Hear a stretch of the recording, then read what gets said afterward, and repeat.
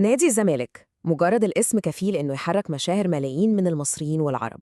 في تحليلنا النهاردة هنفتح كتاب التاريخ ونرجع بالزمن عشان نحكي قصة قلعة من أكبر القلاع الرياضية في مصر والوطن العربي.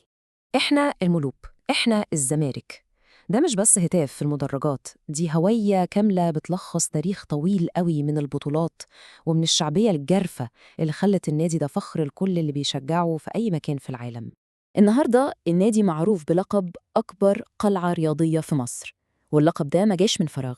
ده اعتراف بتاريخ طويل من الصمود ومن التأثير اللي كان دايماً أكبر بكتير من مجرد اللي بيحصل جوه الملعب. بس السؤال المهم، إزاي القلعة العظيمة دي بدأت حكايتها من أكتر من قرن فات؟ الحقيقة إن القصة أقدم وأعرق بكتير من اللي ممكن نتخيله.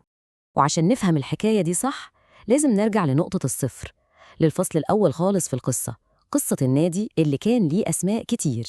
البداية الرسمية كانت يوم 5 يناير سنة 1911، والمفاجأة هنا إن اللي أسس الكيان ده كان محامي بلجيكي اسمه جورج مارزباخ.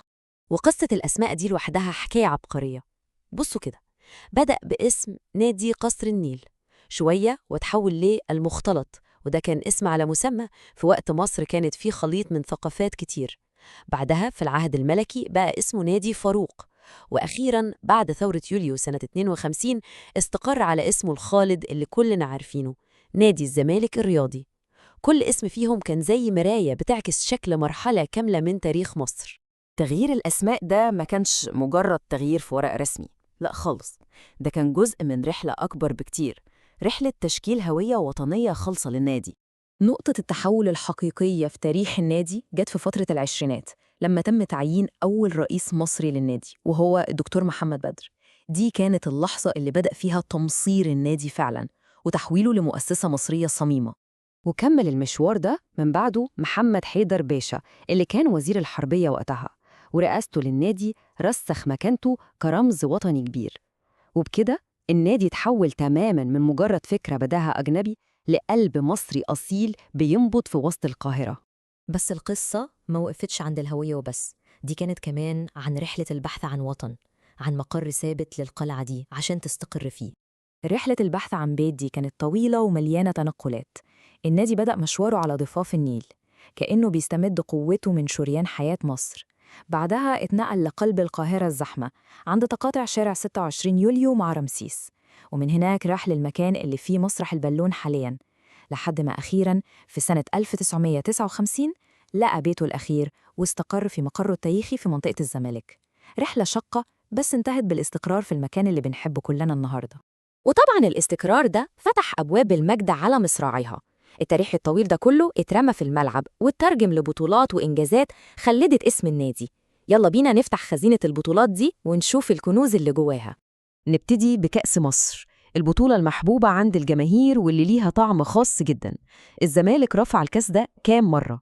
29 مرة.